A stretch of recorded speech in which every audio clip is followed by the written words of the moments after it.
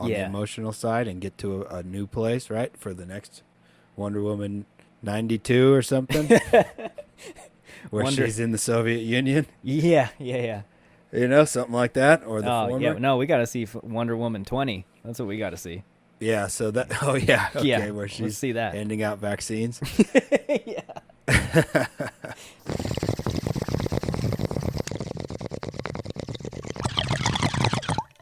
Hey, Toddo. What's going on? We got a podcast, The Buff and the Blazer. If I was a listener, where would I go to find more? You can check us out on our website, thebuffandtheblazer.com. Drew over there writes a article that goes along with every single episode. You can find all kinds of little extras on the articles, and you can listen to the podcast right there. Also, you can subscribe wherever you get your podcasts. And, of course, we're on Twitter at Buff and Blazer. Follow us there. Get those clicks, people. The Buff and the Blazer.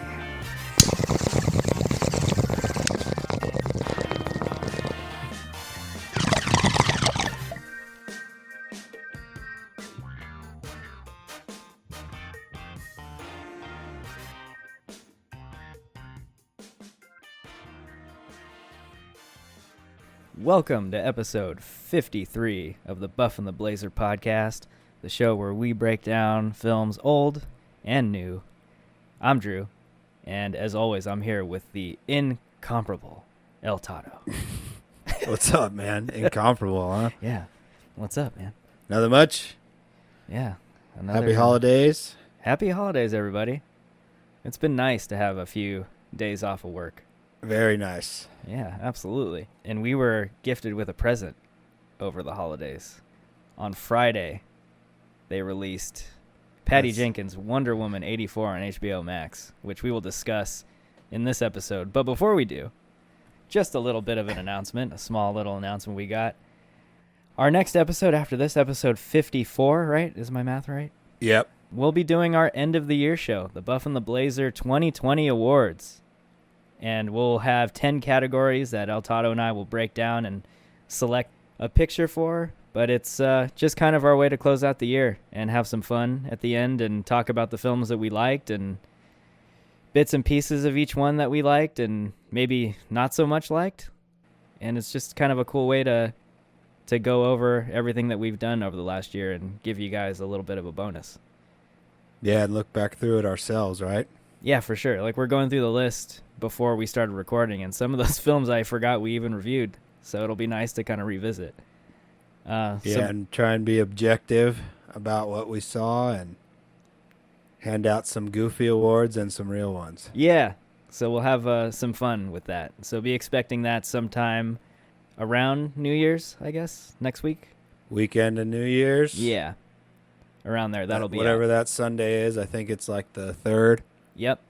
So that'll be coming your way and should be a lot of fun. But for now, let's talk about our last film of 2020 that we got on the slate. You said it was a gift, right? Yeah. That's a eye of the beholder thing right there, I think. Oh, okay. More of a generic kind of.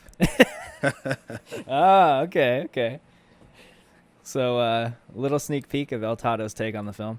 Well, let's talk about Wonder Woman 84. Let's jump right into this thing. The quote-unquote gift. What did you think of Wonder Woman 84? So it was pretty much in this what I expected. It had all of the superhero cheese, particularly on score that I don't like. And I tried to not be as critical of the plot of this one as I was of the first one that we did not too long ago, like a month or so ago. No. And so I tried to get into it. I liked it somewhat. There are elements of it that I liked a lot. The kind of casting and stuff and the acting was a bit of a two-way thing with me. Some I liked, some I didn't like. It was pretty long. And, it wasn't horrible, though. I'll put it that way. Like, it was right down the pipe for a superhero movie of kind of what I expect of them. Some of the reasons why I don't like superhero movies are, like, cemented with another one of these installments. But there were things I enjoyed, similar to the last one, right? There were some elements that I really was entertained by. But, yeah, it's not really my thing, man. Okay, gotcha. I'm What about actually you? I'm gonna agree with you on some points, but disagree with you complete opposite 180 Okay. in others. Good. So I think you're right. I think in terms of the genre, this is like solidly a superhero film because of some of the points that you raise, like with the cheese and maybe some of the characters. But unlike you, I was a lot more critical of this story than I was with the first one. Mm. And I'll get into it a little bit more, but the general kind of premise of the story I felt was a little bit ridiculous. Which I know is funny because this is a superhero film and it's all fantasy. But I felt like where they had the story in the first one, which was a little bit more like, I'd say the first story was a lot grittier than this one. I'd agree with that. I was surprised that they took it in the direction they did for this. But having said that, when you look at the poster, it says WW84 on it, and Gal's wearing this like shiny gold armor with this like rainbow color montage behind her. Like this movie's totally playing up the 80s vibe, so I get this was a story that was going to be a bit different from the first one. But in general, I feel like I enjoyed the film. And I may have even enjoyed this one a little bit more than the first, even though I feel like the first was probably a better film overall. Okay. But there were points where the story just kind of fell apart for me, particularly like in the second half. I felt like it was kind of all over the place, and there was a lot going on. But yeah, we'll talk about it a little more. And just a heads up, we're not going to spoil anything, so you can stick around. We'll try our best to avoid any major spoilers, because this film is literally brand new. Yeah, we'll be talking around basically everything. Yeah, so you're free to keep on the headsets. So yeah, in general, I enjoyed it. I enjoyed it quite a bit. But let's hit the story, because I think that's where we probably have a few differing opinions. I'm curious, you said that you were a little less critical of the story going in. Yeah. So I guess what do you mean by that when we talk about this film as opposed to the first one? So I guess with the first one, I was really kind of like confirming my biases and like looking for, rational or practical ways of picking the story apart. Uh-huh. And in this one, I tried to really just tell myself, just go along with whatever the story is and think of it as the common themes that they're trying to hit for the second installment of a long-running franchise. And I feel like when you look at it like that, the first one was an origin story, and this one is kind of like a coming-of-age story for Wonder Woman as like a superhero. Yeah, I totally agree with that. And so with that in mind, I kind of was just like, yeah, okay, there's points they need to hit in this one for her to have growth. And I feel like the story did hit those points. And the whole supernatural side of the story, the super part, right? The superhero part, I was just like, I'm not going to be critical of it at all. I'm just going to go along with it. And in this case, it's like kind of like a magic thing. Yeah. And I just went along. I went along with it and just wasn't critical. But I do agree with you on the gritty side. Like, right, this one was way more intended to like show vulnerability in her as a character, and then have her have a big arc on the emotional side and get to a new place, right, for the next Wonder Woman 92 or something, where she's in the Soviet Union. Yeah. Something like that, or the former. Yeah, no, we got to see Wonder Woman 20. That's what we got to see. Yeah, so that. Oh yeah, okay, yeah, where she's let's see that. handing out vaccines. Yeah. She's like throwing vaccines with her lasso. She's super vaccinating whole cities of people at lightning speed. Yes, while riding a thunderbolt. But that's what I mean, right? In terms of just accepting it and going along with it, because I'm viewing it in like the franchise mentality. Yeah. And what this movie has to establish for the next one. That's the way I viewed it. Okay, yeah. See, that's really interesting because, and you called it magic, which I think is the perfect term to describe what drives the plot in this movie. Yeah. Like, you can't really call it anything else. It's magic. With the first one, I felt like, well, that's also kind of magic because it deals with like Greek gods and stuff. I took that as more of like, maybe I had less of a problem with that because it's like a historical mythology, right? Mm-hmm. These stories have been around like in the West forever. and you've heard them in school and classes and stuff. So I guess maybe that's why I was a little more critical with this one, because I was like, oh, so they went with like the Aladdin storyline with like the genie and stuff. So that kind of took me aback. I was like, huh. So we got that cool like mythological origin story in the first film, and now they're just going full on like magic pixie dust stuff. I viewed it as like a Spider-Man cartoon episode. Yeah. Like that's what almost like the level of little kidness that I had to get into to just go along with this one. Yeah. And the other thing you said too when you were like explaining your thoughts was the cheese factor in this one. There was a lot more cheese in this one than I felt there was in the first one. Oh yeah, I agree with that. And here's the thing too, I don't think it's because I don't think it's naturally cheesy. I think it was intentionally cheesy with this film. I think the fact that it took place in the 80s during that time, like there's a lot of that campy, even the original Wonder Woman TV series with Linda Carter, like I'm sure that was campy as hell. And then you have like other shows, you know, from earlier, like the original Batman TV show with Adam West. That's as campy. Say that's the one I was gonna relate this to. Yeah, that's as campy as you can get. And then even like the first Superman film with Chris Reeves from 77, I think that movie came out, or 78. Like that's considered to be the first modern superhero film that took place in a somewhat real world, and that has its own kind of camp. And Patty Jenkins has been like known to really revere that movie.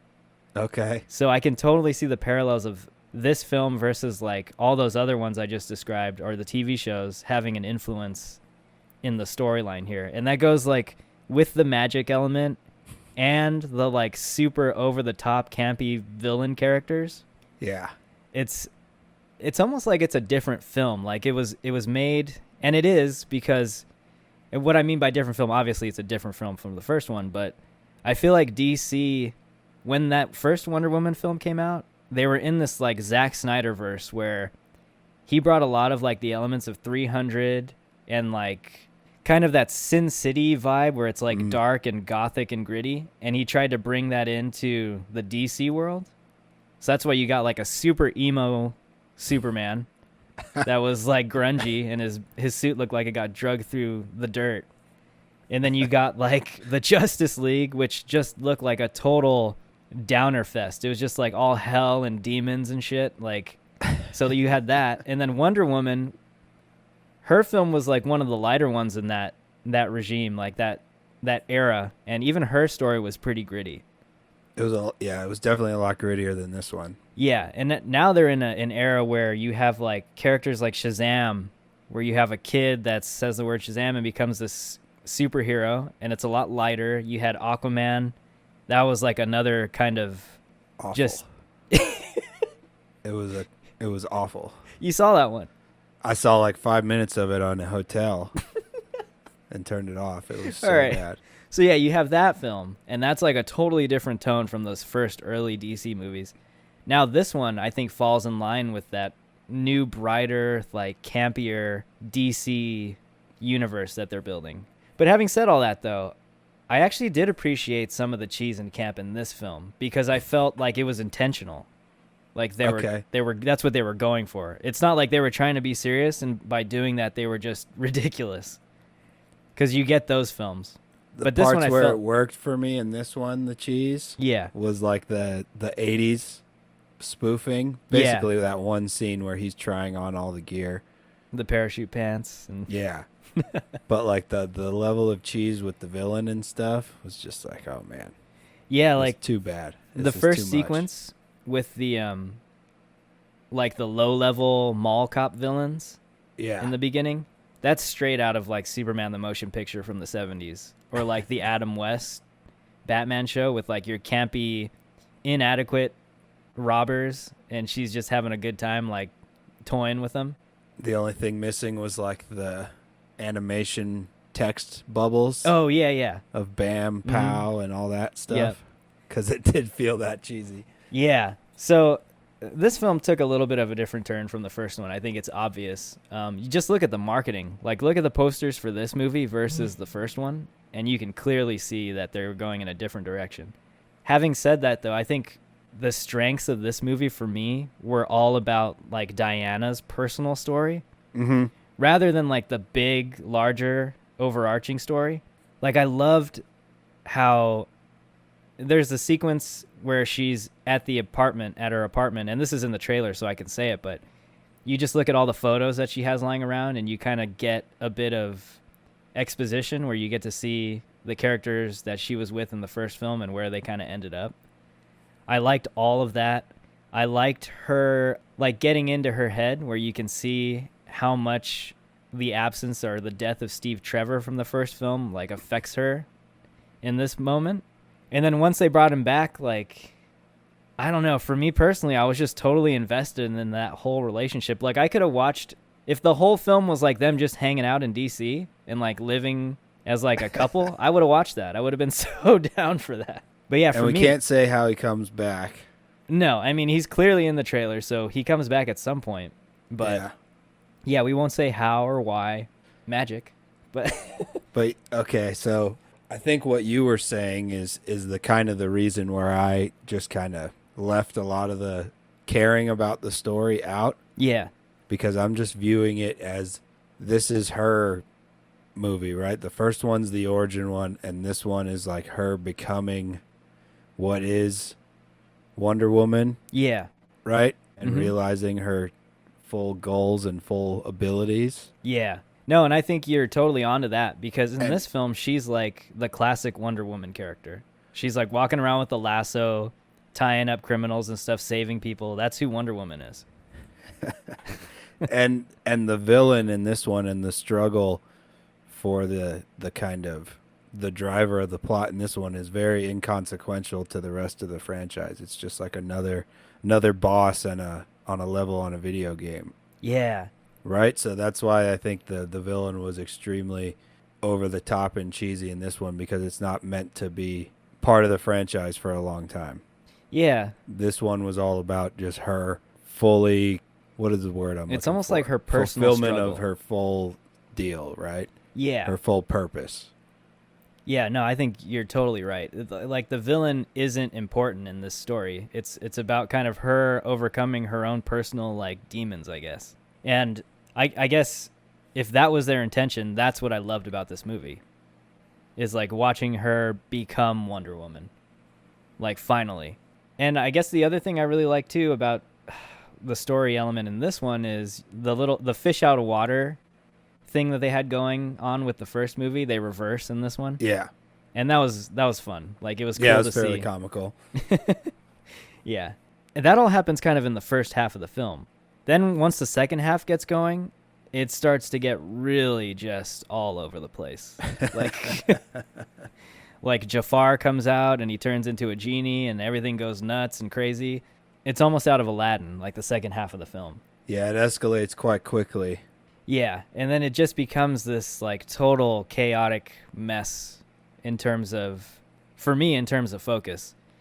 I will say the one scene that I love in this film, like it's probably my favorite scene in the whole film, is when she finally like does what she has to do and becomes Wonder Woman. She's like, all right, screw this. I have to go do what I do. Did you get teared up a bit? Her performance, I think, and the lines that were being Talking spoken. about when she's running, right? Yeah. 'Cause that's like the strongest emotional moment in the Yep. movie. Yeah, like that really got to me because it sucks. That's what that's what it's supposed to, man. Yeah, and I think for me, out of all the films she's done, because she hasn't been in a whole lot, that probably tested her acting capability more than any of her other roles, and I thought she did a bang-up job there. But yeah, that Okay. movie, that moment in the whole movie was probably my favorite. I'm sure a ton of people start crying at that moment in a good way, and that's like Yeah. what you're going for in this one, right? It's like that scene right there is the emotional hook to drive the franchise Yeah, forward, I think. And I think in that respect, it was totally effective, right? yeah, I think so. And all the other stuff is just kind of like background noise. Yeah, I think The that's whole- a good The way of putting it. whole franchise rests on that little scene, and if you bought into it right there, and I did, Yeah. that's the hook. And then after that, yeah, it is kind of like chunky. So did you feel like they gave away the full plot too quickly. I felt like they did. Oh, yeah, like exactly what was going on and why. And exactly what needs to happen. I felt Yeah. like they gave that away too quickly, and the scene you're talking about would have been more impactful, even though it was already, if in that moment was when it got revealed.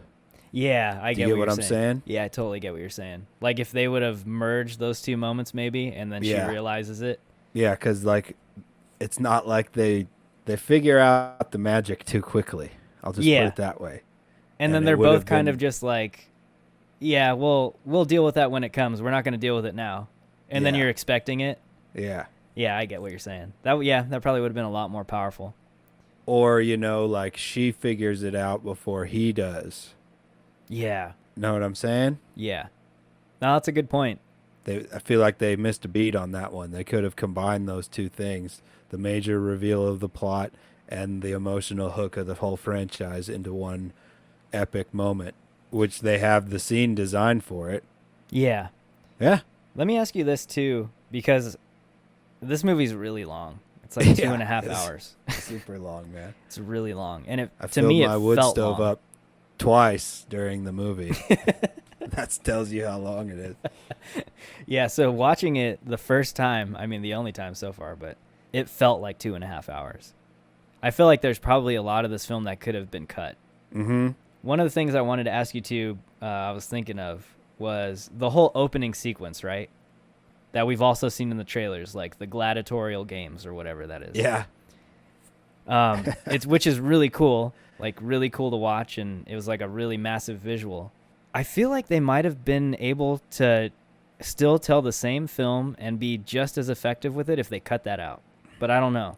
Yeah, it's like 15 minutes of a metaphor, right? A metaphor for truth. Yeah, I mean, Which that's is the basically what big- it was, right? Yeah, which is basically like the big overall arching message Yeah. of the movie is truth. Mm-hmm. So, but I did enjoy that stuff. So I Yeah, agree me with you too. that they could have cut it out, but I like that kind of stuff. Yeah, and I guess like Pretty when you, sweet. yeah, that was like probably some of the coolest stuff in the movie, like That action. stadium's got to be called the Wonder Dome, right? Or Yeah, I love that. or I guess it's not a dome, but that stadium's dope. Yeah, it's really freaking cool. I saw But somewhere that I they feel like filmed they're gonna put that kind of stuff in every single movie in the whole franchise. yeah, just like flashbacks. Yeah, they're gonna call back to the Amazon woman thing. Yeah, I could see that. And I thought it was cool in this one, just to be able to revisit some of those characters. But the, oh man, the younger actress that plays Diana, Lily Aspel, she kicked ass. Like, she's so good in that role. And it's the same little girl from the first one. All right.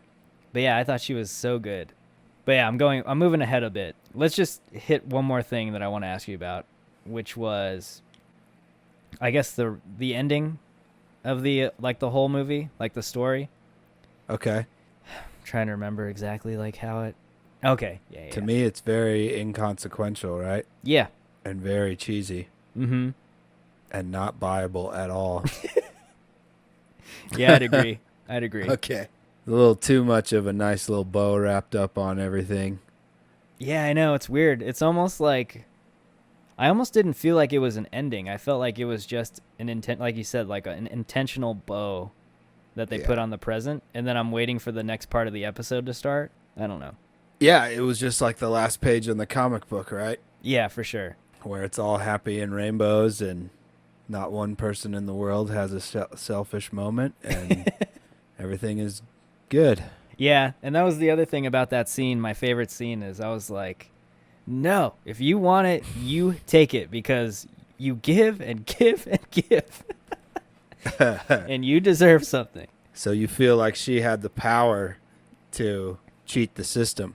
No, I just wanted her. I wanted her to. She did like the Wonder Woman thing where she was like, no, I have to look past what I want and do what I do. And I think that's what was so cool about it is like, that's Wonder Woman. That's who Wonder Woman is. But yeah, I wanted her to get some, you know? Yeah. I'm glad she did though, because I think she did get some. There's a She couple got scenes. some. So yeah, it wasn't completely for nothing, but And she got some new skill out of it, right? Because that's another big part of this movie that comes to fruition is her figuring out another one of her powers Yeah. in this whole struggle. Yeah. Something that she hasn't been able to master previously, Right. which is plays into like the superhero thing, right? Yeah, for sure. So yeah, not too bad, but a little messy at the end. That's kind of like a X-Men thing, right?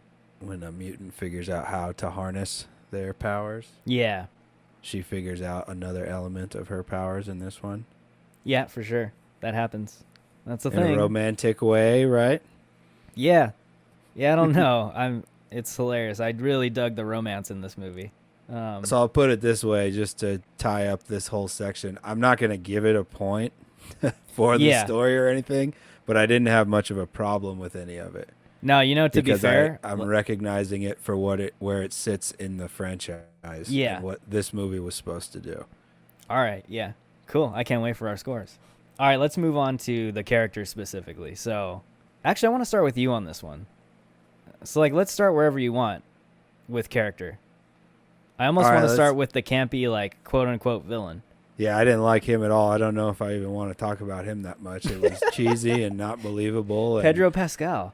awkward to watch, Yeah. uncomfortable to watch.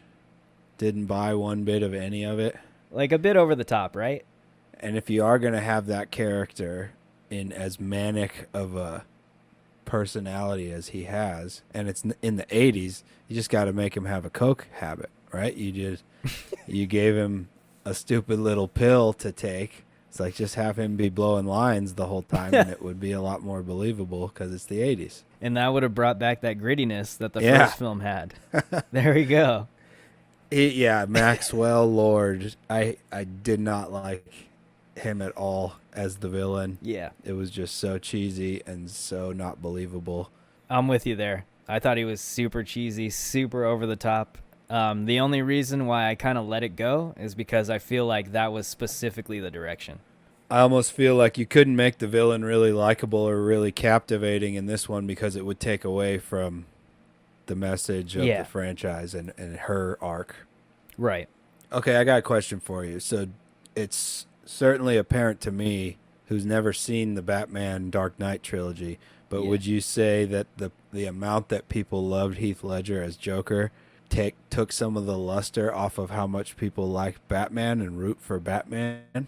No. No? No, Oh, I don't think so. Oh. Because, to be honest, I think out of any superhero period, Batman is probably the most beloved. Okay. And I think the fact that Heath Ledger did such a good job with Joker in that movie, it actually enhanced people's enjoyment for Batman, Oh. which is interesting. But no, I don't think so. Okay. I don't think so. And I know there's a bunch of people who really dislike Christian Bale's performance as Batman. And I wish I could just do a super cut of all the scenes with Heath Ledger in them, because it's almost worth watching the movie just for him, because he's almost the main character of the whole movie. A Yeah, little bit of big thumbs down for Pedro Pascal. All right. Didn't like it at all. What about Chris Pine? Because he's in this movie quite a bit. I liked him a little more in this one than I did in the first one. Okay. I felt like the comedy element with him in this was quite a bit more enjoyable because he's kind of the fish out of the water. Yeah. And I didn't hate it at all. Okay, cool. Yeah, He was probably my biggest thumbs down of the first one. Yeah. And this one is definitely a bright point in the movie. All the scenes that are comical he's in Yeah. are almost all of them. Kristen Wiig has some moments too. Yeah, okay, cool. I agree. I really enjoyed Chris Pine in this movie. Anytime he's on screen with Gal, I thought they were really, really good together. But speaking of Kristen Wiig, what were your thoughts on her? The character she plays, too. So it was very in her wheelhouse. the true personality of Barbara is very much her kind of goofy, awkward SNL type. I love Kristen Wiig. Yeah, me too. And it was really cool. I was really impressed by the shift in gears that she has in this one. Oh, yeah. How she goes from being kind of like the dorky geologist doctor Yeah. that's super awkward and very bubbly, right? And then Yeah. to like the boss lady, super confident, Hottie. strutting into the room Yeah. kind. I love that. Yeah, me too. She's a big thumbs up for me in this movie, and I think it's kind of cool to have a person with that type of background, like a very comedy centric background in a superhero movie like this. Mm-hmm. And she does pull off the kind of villain action that she gets into. Yeah, I think so and too. it's believable too. Yeah. So I thought it was a really, really, really well done performance by her, because she had to play essentially two different characters, and I bought both of them. Yeah, I totally agree with you. I don't think this role completely fit her. Like, Oh no. No, it did. It did. Oh. Like the nerdy, like bumbling character she plays in the first half, and then kind of this badass that she plays in the second half. It was cool to see her completely switch roles, Yeah. and it was cool to see her in an action role too. Yeah, that was really cool. And My favorite scene of the movie is with her. Oh, okay. Can you do it without spoiling? Can you? Yeah, say it? when she kind of tastes the dark side on the street, Oh yeah, right? When she has the confrontation with the mugger. right. That was my favorite scene in the movie. Yeah, it gets darker at times, but I think it stands out more in a movie like this when it's all kind of huge and fun and funny. But yeah, that was cool to see. And then I got to ask you about Gal Gadot. My question specifically, though, I have one for you, is compare her to her performance in the first one. How does this one compare? Okay, Does it I think change at all? I think the action was more gritty and enjoyable in the first one, Okay. and her as a character was even less sure of herself in that one. Yeah. And this one, she comes across as extremely confident and almost too badass. Ah, okay. And I didn't enjoy the action very much. So, like the scene where she rushes the no man's land in the first one, none of the fight scenes in this one stand out like that at all. Gotcha. To me, at least, they're all just too super. Gotcha. You know what I mean? For sure. And even though they play up a different angle where she does get kind of screwed up and messed up in fights in this one, I just feel like it was too super. Okay. Yeah. No, I think that's fair. But her as Wonder Woman is awesome. Who else, right? Who else could pull it off? Yeah, and I mentioned that in the article I wrote for this movie. She's like become the Wonder Woman of a new generation now. Like, Yeah. Linda Carter for the longest time was Wonder Woman, and Gal has now become Wonder Woman for like this generation, and she completely owns it. What about her? Do you feel like her acting chops were tested more in this movie than the first one, or were they about the same? Or did you notice any kind of improvement at all? That one scene was, yeah, I would say there was more asked of her from an emotional level in this one, because there's like a 15-minute period in the movie where she's got some serious choices to make, Yeah. and you can see that weighing on her throughout that stretch of the movie. I'd say, yeah, it's pretty decent. That the running scene that really is meant to be the hook was very believable. Yeah. No, I think you can clearly see she's becoming more comfortable, because I think the first Wonder Woman film before that, she was in one of the Fast and Furious movies, and she didn't have like a huge role. So she was kind of like fairly new in the acting game. But I feel like in this film, she's becoming more comfortable, I guess, at least with this character anyway. And we were going through her filmography, and I totally forgot she's slated to be Cleopatra in Awesome. another Patty Jenkins film. Awesome. And that'll be another test for her. So I think we're both completely stoked for that movie. Make it rated R, Patty. Oh, it must be rated R.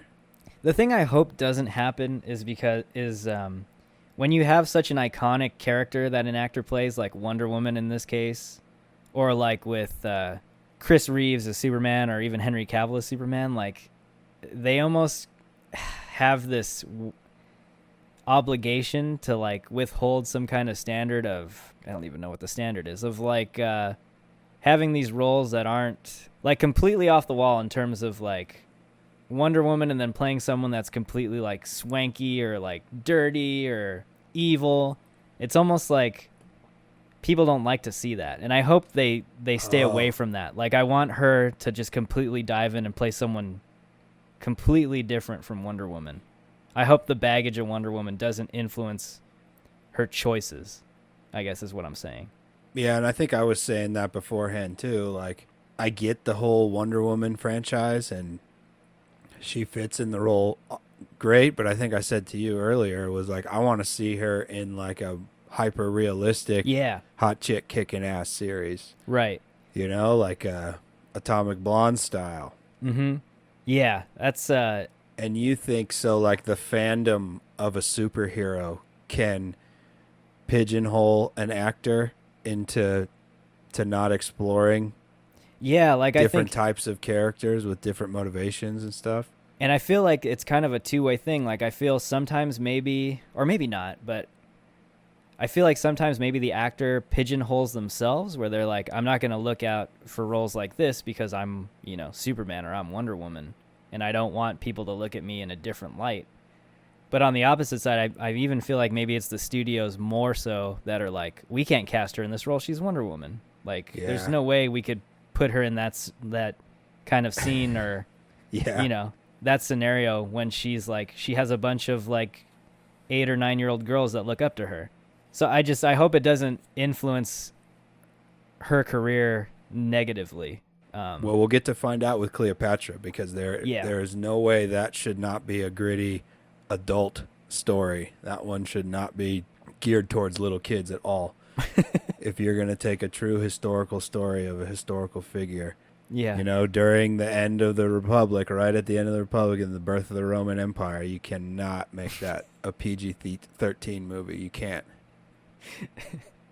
Yeah. And so then we'll behind the scenes, it's like Cleopatra, a Disney story. Yeah. You can't do it. Hopefully not. But yeah, I think you understand what I'm saying. I hope she just doesn't, I hope the baggage of the Wonder Woman role doesn't hurt her as an actor.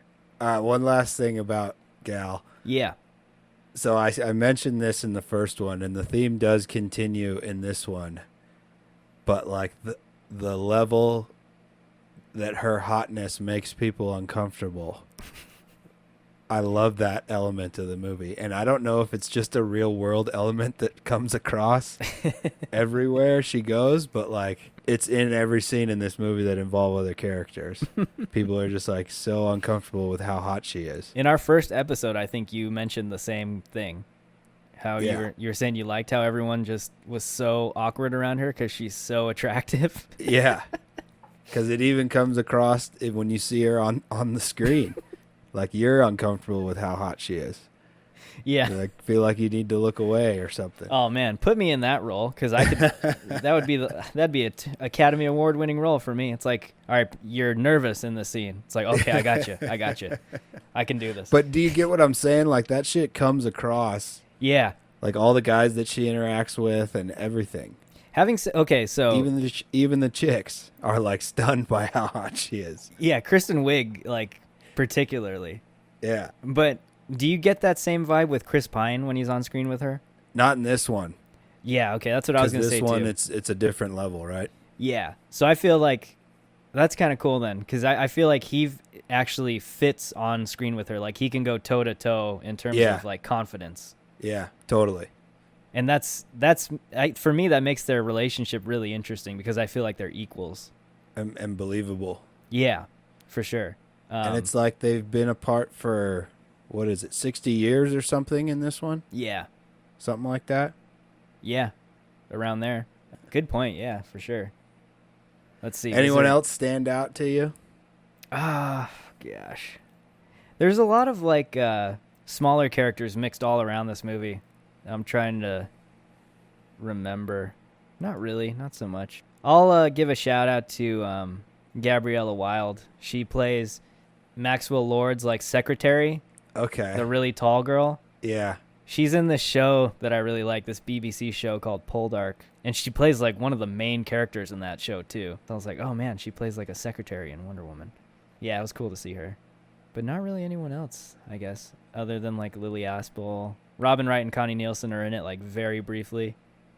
Yeah, from the first one. Mm-hmm. But yeah, I think that's the main characters for the most part. So they're gonna make another one. Yeah, I'd assume so. You need to hit it out of the park with the villain in the third installment of Wonder Woman. Yeah. You need to have a good villain. You've done the cheese. You've established her as a superhero. Now she needs to have like a major hurdle. I actually feel like you could go darker in the next one. You need to. Yeah. Just for balance. I feel like you could. Let me ask you one thing before we move on. Do you feel like they missed out a bit on the 80s-ness? Yeah, like I feel like they didn't cash in hard enough on the cheese and the nostalgia of the 80s. Yeah, no, I would agree with what you're saying there. I feel like they kind of glaze it a little bit. They skim sort of the real like stereotypical 80s stuff, like some of the music, not even like actual songs. It's just like a sound. Yeah. They get the 80s sound. You get like, I feel like everything that takes place in the 80s has a mall in it these days. Like, so yeah, you get the mall in the beginning, but I feel like they could have explored the 80s a little bit more. I feel like they could have used a lot more 80s style music in the score. Yeah, like more of a real world soundtrack. Mm-hmm. Yeah, I feel like or they kind of period one, right? Like yeah, for sure. Contemporaneous to the time. Yeah. You could have had an epic fight scene with 80s music. Yeah. No, I agree. I was thinking that too. But yeah, anything else? Any last comments you had on any characters? Nah. Okay. I'll watch Gal Gadot in anything, man. So will I. Same with Kristen Wiig, to be honest. Yeah, I love how they're like the two main characters in this movie. Okay, let me ask you one thing before we move on. Could you see her coming back in any way? Kristen Wiig? Yeah. And I got another question. Is her villain from the comics? Yes. Okay. That makes sense. When I heard the announcement of this movie and who the characters were going to be, I was like, oh shit, I never thought they'd bring Cheetah into a live action movie. Like, how do you even do that? And they did it. And I'm glad it was Kristen Wiig. Yeah, I wasn't quite sure on how she became Cheetah. Yeah, that's where the story is like a little vague, right? With the magic. Because she had already... Oh, man, yeah. I don't want to give anything away. Yeah. She had already punched her magic card. Yeah, right? You know what I'm saying? And they don't explain that. Yeah. See, I think that's where the story gets a little bit messy. Yeah, the magic bonanza at the end just ruins everything. Yeah, for sure. Yeah, good point. All right, let's talk a little bit about where I think this movie improved for me was in the cinematography, the effects. I think I said this in the first podcast we did the last Wonder Woman film that we did, where the CGI was really bad in parts. Yeah. And I think I specifically said that I hate when they go from the transition to a live action person to a completely CGI model of somebody and try to merge the two. I thought it was really bad in the first one. But there weren't any scenes that stuck out in this movie to me where I was like, oh, that looks awful. I felt like they almost like learned quite a bit from the first one and improved it in this second one. But I don't know. What did you think? I have the opposite opinion. Oh, okay. I thought it was just way too cheesy in this one. So you felt like it got worse? I do feel like it got worse. Oh, okay. I feel like there were so many scenes where she's just like flying in the air.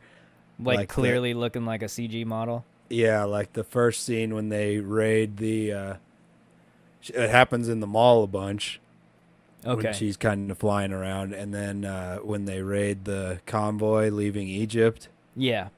I was just like, there were parts of that I really liked, and some of it where I was just like, oh man, I didn't like it at all. And like, I felt like they really missed the mark on the gunfire in this one. Oh, okay. Because I just feel like there was so much machine gun fire and stuff going off in this one, but none of it ever seemed to be addressed. Like she was blocking it or things like that. Yeah, not like how she was doing in the first one. Yeah, like when she was rushing Yeah. the line. Okay. And it was there's no iconic like CG fight scene for me in this. I guess the beginning, Olympic games that they have on the Magic Island was all CG, but I kind of liked that even though it looks super fake. Yeah. And I like the whip in the first one, and I feel like it was overused in this one. Yeah. Okay, so I have a comment on that.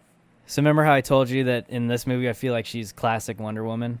Yeah. That's classic Wonder Woman. Like the Linda Okay. Carter, I mean, every other scene of her, she's using that lasso, like tying up people. So I feel like they were like, let's give them Wonder Woman, like classic Wonder Woman in this one. And then when she starts like surfing on clouds and stuff with it, I was like, wow, this is nuts. But I mean, some cool visuals there, I guess, watching Gal cloud surf. Is there anything that really stands out to you that's definite CG that you liked a lot? No, not really. There wasn't like a moment where I was like, man, that's really awesome special effects. It's just weird for me. I just didn't really come across anything where I was like, that CG is awful. Like how in the first one, I don't know, maybe I need to go back and rewatch, but there wasn't anything glaring that stuck out to me, and I was happy with that. I thought I was really going to hate her suit, her like super suit. The gold one? Yeah. Yeah. But that's probably the one CG scene that I liked the most. I like that fight scene with Cheetah and she's got the suit on. Yeah, and what's cool about that is it's not just a cool new suit. There's a little bit of lore behind it, and I thought that was kind of cool, like the story behind it. Did you stick around for the post-credit scene? I did. Okay. Yeah. That was kind of cool. Let's see. What else? But yeah, there's just the flying, man. It's just too, like the flying up. Yeah. Like the ninja jump, I have to say, some like, scenes it's so bad. I loved when she's like lassoing on the lightning bolts. Like I thought that was pretty metal. I wanted some Led Zeppelin playing when she was doing that. Right? They could have. Yeah, there's plenty of '80s freaking metal Yeah. you could have played For during sure. that. Or some freaking AC/DC or something. Like. But yeah, that was pretty cool. Were there any shots that stuck out to you in particular? I'm even having a hard time remembering myself, but The super running. Was kind of cool. I know, like something about it looked off, but then something about it looked okay. Yeah, It was like weird, I was right? gonna say, there needs to be a little bit more weight Yeah. in her. So like every step she takes, it doesn't look like she's touching the ground. Right. But when you don't look at her feet, it looks pretty awesome how Yeah. fast she's running. Yeah, They're yeah. just CG folks. Just put a little bit of purchase. She needs to get some purchase on the ground when she grabs it. Like Yeah. like breaking the concrete or something. Do you know what I mean? Yeah, I know exactly what you There mean. needs to be some more weight because it does look like she's just on the string line. Yeah. Oh, that was one scene I thought was pretty cool. Was when they're flying around and they fly through the fireworks show. I thought that was cool, like with the lighting and the different colors in the cockpit. And you just get to see them together in that moment. I thought that was cool. But in terms of like a specific shot, there wasn't one where I was like, man, that was really cool. Would it get a point from you? Yeah, that'd probably get a point from me. Okay. Just because for me personally, I thought it wasn't as bad as the first one. Maybe even better. Okay, I feel like it was more consistent in this one, but on the low end of the spectrum. While the first one had some really good highs and some really low lows. Yeah. Like when she gets knocked out of the air in the first one and comes like tumbling back to earth and like takes a truck out and stuff. Like I love that shit. Yeah. And it's like for me in that scene in particular in the first one when she's like whooping ass and like lassoing people and then spin kicking them and stuff. Yeah. She's moving like 10 miles an hour faster than when her live action self is on screen. Stuff like that. I feel like they improved in this one where it looked a little bit more consistent. So yeah, I'd probably give it a point there. But did you have any last comments on this section of our show? I don't know, just like lean into the fight scenes a little more. Yeah. Because that's what I'm watching these for. Right. So I can't even remember how many there were. There's like the scene where she messes up the guys in the mall. There's the White House battle Yeah. with all the Secret Service agents and stuff. Mm-hmm. And Kristen Wiig's like fucking shit up in that one too. And then there's the final battle with her and Cheetah, Yeah. and that's it. And none of them seem like iconic like the Russian No Man's Land does from the first one. Nah, and then the whole cheetah sequence is like really dark, Yeah, so it's hard to see anything anyways. yeah, and that one's pretty CG'd. But Yeah. there were like elements of it that I liked and elements that I didn't like. Her running around and jumping off of things, I didn't like, and I didn't get how she won that battle. Yeah, I don't know. That doesn't fit with the rest of the story. Yeah, same. Didn't make a lot of sense. The electricity part is what I'm speaking of specifically. That's what I'm talking about too. Okay. I'm like, why does it only affect one person? But I don't know. Yeah. And they have the same powers essentially. Yes, almost. exactly. So it's yeah, I know. We're on the same page there. There's inconsistencies there. Before we move on, I wanted to ask you this too. What did you think of the look of Cheetah? Like when she's full-fledged Cheetah? I would have liked her to just stay as Super Kristen instead. Yeah, just like her normal getup. Yeah. I feel like their battle at the end could have been better Yeah. if she was just the White House Barbara. Yeah, that's why I was surprised that they included her in this movie, because Cheetah's like a full-on like cheetah in the in the comics, like a person standing on two legs that looks like a cheetah. So that was really interesting. Yeah, I'll still give it a point, sure. All right, let's move into score, because again, I feel like this one didn't do it for you like the first one did. No, it was awful.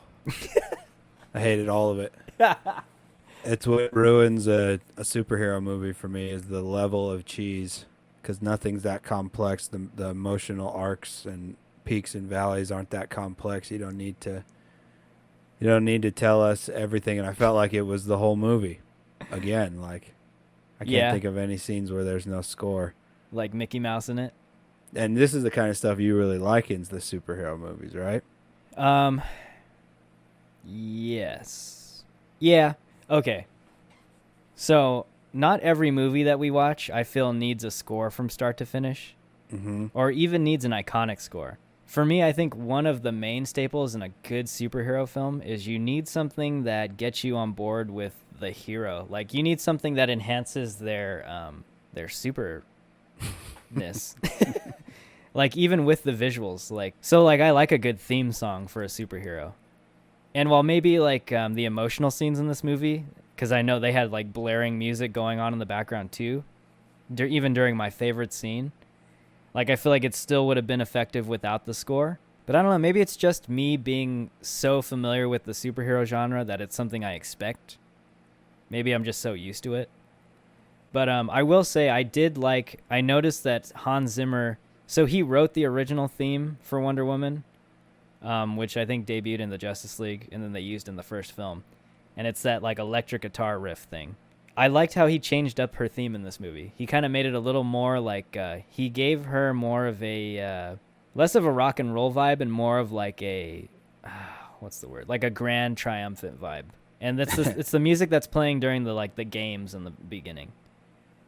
Okay. So it was interesting that he came up with that theme for this movie, because I feel like she comes into her own as the character in this movie. So for me, it fit a little bit. Yeah, I'm with you. Like, it's pretty music heavy.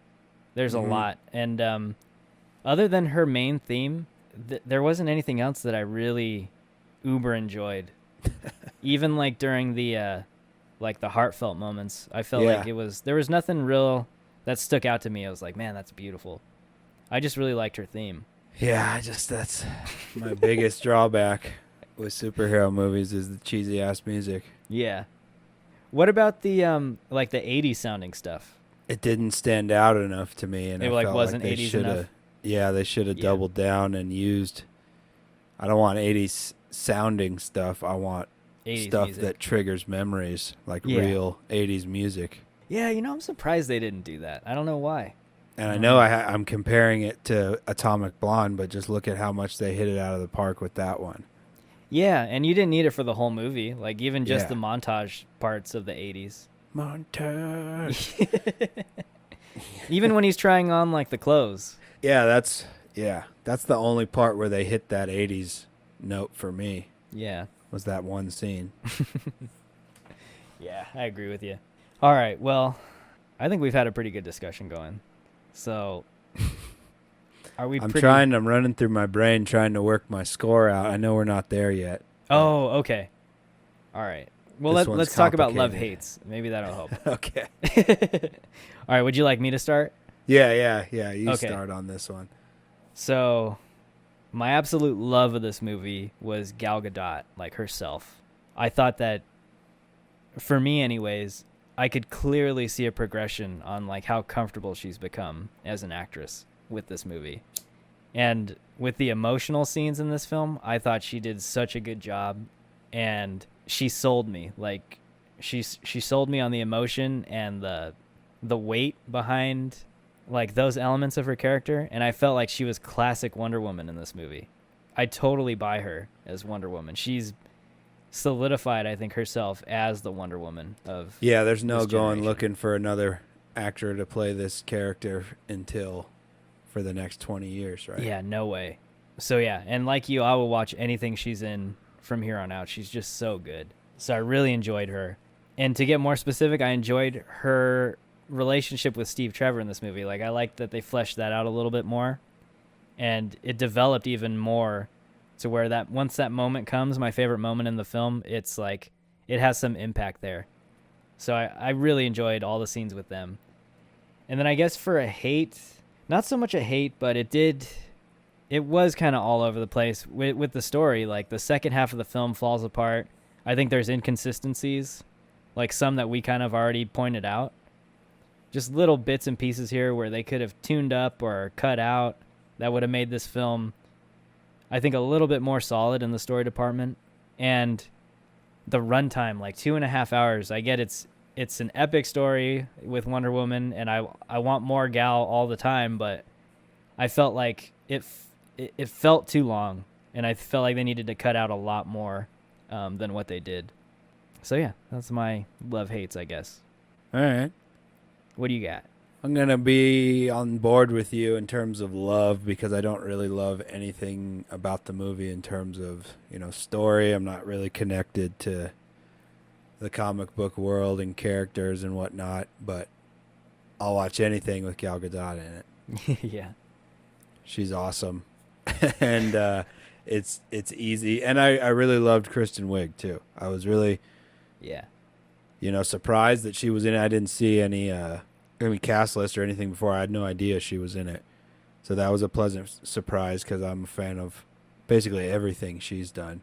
And then for hates, man, Pedro Pascal and Maxwell Lord. It was just like awful. It was so cheesy, so over the top. Yeah. Did not like it at all. I got you. And I didn't like the score at all either. All right. Fair enough. I'm also kind of trying to rack my brain about what I score this movie. Yeah, it's hard, right? I'll take a stab at it. Okay. Like, if I'm just going strictly off of category and numbers, I would give this movie a 4, because the one main problem I have with it is part of the story. But I want to give it a 3.5, because not only the story itself, but like it ties back to the story. This movie is way too long. It's just so long. And like by the end, while there were a lot of moments I enjoyed, I felt like I was slogging through a lot of it. So I want to give it like a 3.5. Like, take off the point for story and then like the related stuff with that, with the runtime. So I'll give it a 3.5. But that's having enjoyed it. Okay. What about you? All right. So how is this going to work out? I'm going to give it the umami point, Okay. because I feel like the goal of the movie was to get people emotionally invested in Wonder Woman and hooked Yeah. for the purpose of the episodes to come. And I feel like they did that with that one scene, right? Yeah. She's fully Wonder Woman now. So I'm going to give him that. I'm going to give him I'll give him the point on the characters and the casting, because the 3 leads in this I enjoyed. I didn't like Chris Pine in the first one, Yeah. but I like Kristen Wiig and I liked him in this one, and I love Gal Gadot, so I'll give him that. So that's 2. And then I'm not gonna give them a story, plot Right. resolution one. Definitely not a score, Right. and I'm gonna give them a half for the cinematography because I did enjoy some of it, like the epicness in the beginning Yeah.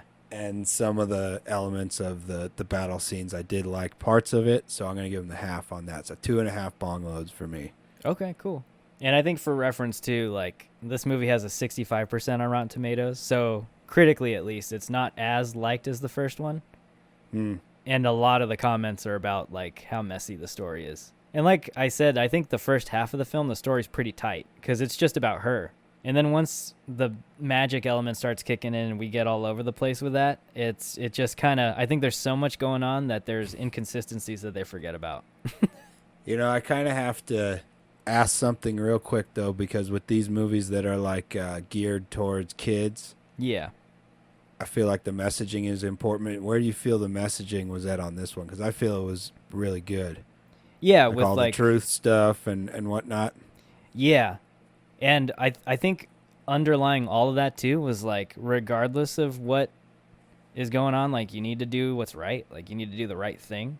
And I think that all ties back to that moment she has in the favorite scene where it's like, you know what you have to do. You got to do it because it's the right thing to do. Yeah. I think that falls into the umami category for me. Yeah.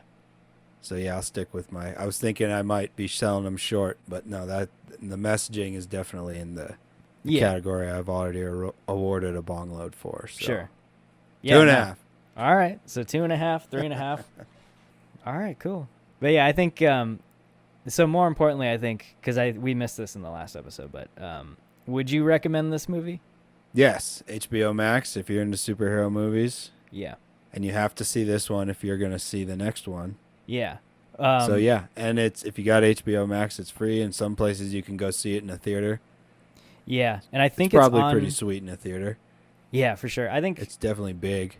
It's only streaming, I think, for 35 days, if I'm correct, on HBO Max. Oh, okay. And then they're taking it off. So they're pulling the reins back on their aspirations of dropping everything. Yeah, because they're like, yeah, we still want you guys to buy this. So.